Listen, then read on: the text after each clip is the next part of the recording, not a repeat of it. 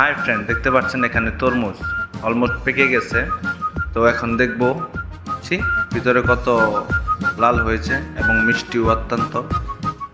তো আপনারা যদি এরকম করতে চান তাহলে মাটি প্রস্তুত করে নিতে হবে আপনার ছাদের জন্য এবং গাছটা রোপণের জন্য। দেখতে পাচ্ছেন কি করে মাটিগুলি তৈরি করতে হয়। তো বস্তার ভিতরে ভরে বস্তার নিচের দিকটা ক্ষুদ্র ক্ষুদ্র ছিদ্র করে দিতে হবে এবং উপর দিকটায় 3টা ছিদ্র করে নিতে হবে। মাঝখানেরটাই হবে আমাদের জৈব সারগুলি দেওয়ার জন্য। আর জৈব সার দেওয়ার জন্য এই বোতলটাকে ছিদ্র করে নেব এবং ভিতরে গিয়েতে দেবো, যাতে জৈব যে ওয়েস্টগুলো আছে আমাদের রান্নার সকল কিছু এখানে পুঁতে দেবো এবং পানি দেবো প্রতিনিয়ত। তাহলে এই পুষ্টিগুলি আমাদের গাছটাই পেয়ে যাবে। তো এর জন্য আমাদের একটা মাচা তৈরি করে নিতে হবে, যাতে গাছগুলি মাচায় উঠে সে বড় হতে পারে এবং ফল দেওয়ার উপযোগী হতে পারে।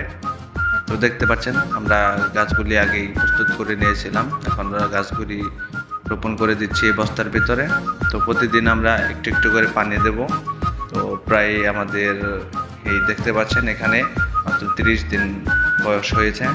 তো 30 দিন পরে আমাদের ফুল আসতে শুরু করেছে অলরেডি। তো অলমোস্ট 45 ডেজ 45 দিন পর আমরা এই তরমুজগুলি দেখতে পাচ্ছি।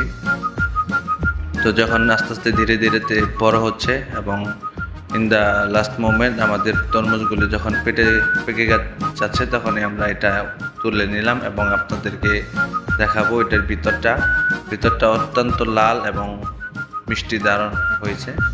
তো এরকম যদি কেউ করতে চান বা নিজের বাড়ির ছাদে, তাহলে ফলো করে সাথে থাকুন।